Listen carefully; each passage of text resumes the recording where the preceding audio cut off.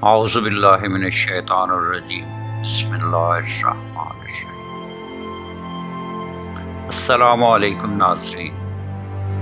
ناظرین، سن 760 عیسوی بمطابق 142 ہجری کا ایک دن تھا جب سمندر کنارے مچھیروں کی ایک چھوٹی سی بستی میں ہر طرف افراتفری مچی ہوئی تھی۔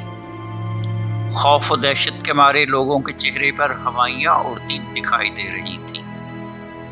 کچھ لوگ اپنی کشتیوں کو باندھنے اور شکار کی گئی مچھلیوں کو محفوظ کرنے کی کوشش میں مصروف تھے، تو کچھ سہمے ہوئے لوگ اپنے اپنے جھونپڑوں میں اپنے سامان کی حفاظت میں مصروف تھے۔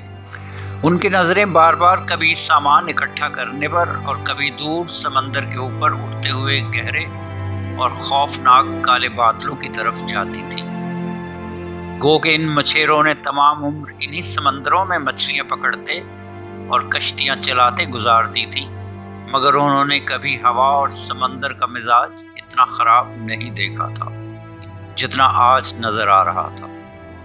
آسمان کا رنگ بتا رہا تھا کہ اگر یہ طوفان ساحل سے ٹکرا گیا تو یہ پوری بستی تہس و نہس ہو سکتی ہے۔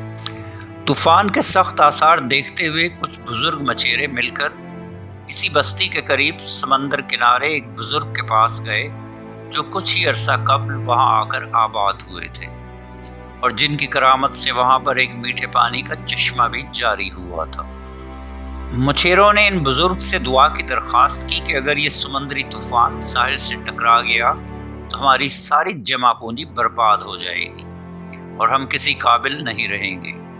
تو یہ سن کر وہ بزرگ اپنی جھونپڑی سے باہر آئے، آسمان کی طرف ہاتھ اٹھا کر دعا کی اور سمندر کی طرف رخ کر کے عالم جلال میں سمندری لہروں کو دیکھا اور ہاتھ سے اشارہ کرتے ہوئے گرجدار آواز میں فرمایا، بس وہیں رک جاؤ۔ بابا کے منہ سے ان الفاظ کا نکلنا تھا کہ سمندر گویا ٹھہر سا گیا۔ ہوا کے منہ زور گھوڑے کو جیسے لگام لگ گئی اور پھر لوگوں نے دیکھا کہ کچھ ہی دیر میں بادل چھٹ گئے اور طوفان ختم ہو گیا۔ ناظرین، سن 142 ہجری کے اس بابا کو آج لوگ حضرت عبداللہ شاہ غازی کے نام سے جانتے ہیں، جنہوں نے سمندر کو اشارہ کر کے کہا تھا کہ بس وہیں رک جاؤ، اور جس ساحل پر یہ واقعہ پیش آیا تھا آج وہاں پر پاکستان کا سب سے بڑا شہر کراچی آباد ہے۔ عبداللہ شاہ غازی کی دعاؤں سے طوفان ٹھہر جاتے ہیں۔ یہ روایت بابا کے عقیدت مندوں اور کراچی کے مقامی لوگوں میں نسل در نسل چلی آ رہی ہے۔ اللہ کے ولی کے کراچی آمد سے پہلے یہ علاقہ ہمیشہ طوفانوں کی زد میں رہتا تھا اور ان کی دعاؤں کے طفیل سے یہ شہر آج تک ہر قسم کی سمندری بلاؤں سے بچا ہوا ہے۔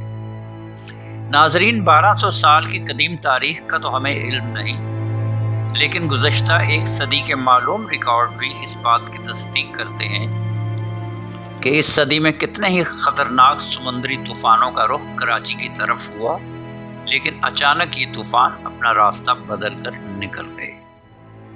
اس ریکارڈ کے مطابق کوئی بھی سمندری طوفان یا سائیکلون کراچی کے ساحل سے نہیں ٹکرایا۔ ساحل تک پہنچنے سے پہلے ہی اپنی موت آپ مر گیا۔ کسی نے اپنا رخ تبدیل کر لیا اور ٹھٹھا بلوچستان یا گجرات کے ساحلوں سے جا ٹکرایا۔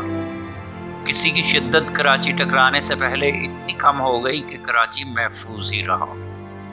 اگر کچھ نقصان ہوا بھی تو وہ سائیکلون کے تھم جانے سے پیدا ہونے والے آفٹر ایفیکٹس، طوفانی ہواؤں اور بارشوں سے ہوا۔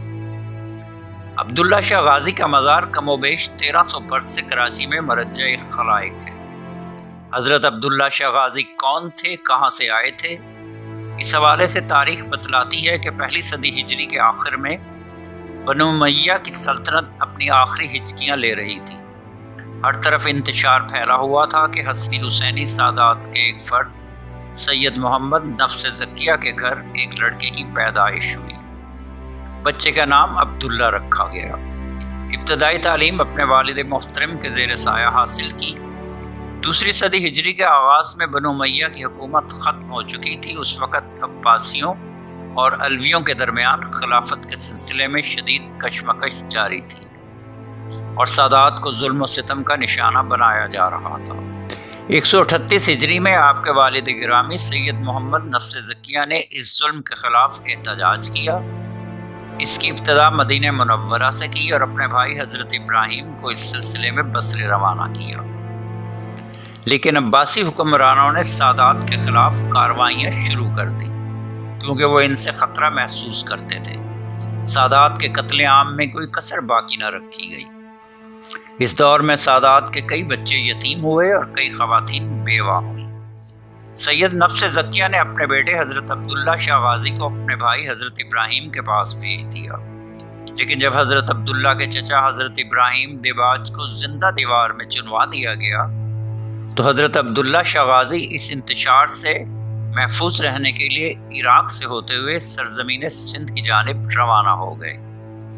آپ اپنے 20 رفقا کے ساتھ پہلے کوفہ گئے، وہاں کئی گھوڑے تجارت کی غرض سے خریدے اور طویل مسافت طے کرتے ہوئے سندھ پہنچے۔ بر صغیر میں خطہ سندھ کو یہ سعادت حاصل ہے کہ یہاں سب سے پہلے اسلام کا سورج طلوع ہوا، اور اس میں کوئی شبہ نہیں کہ اسلام اہل اللہ کے پاکیزہ کردار اور حسن اخلاق سے پھیلا۔ اس سلسلے میں ابتدائی کرن حضرت عبداللہ شاہ غازی ہیں۔ اس لحاظ سے آپ سندھ کی دھرتی پر پہلے صوفی تھے جس نے اسلام کی شمع روشن کی۔ آپ نے اسلام کی ترویج کے لیے کوششیں کی اور صدہا لوگوں کو اسلام سے آشنا کرایا۔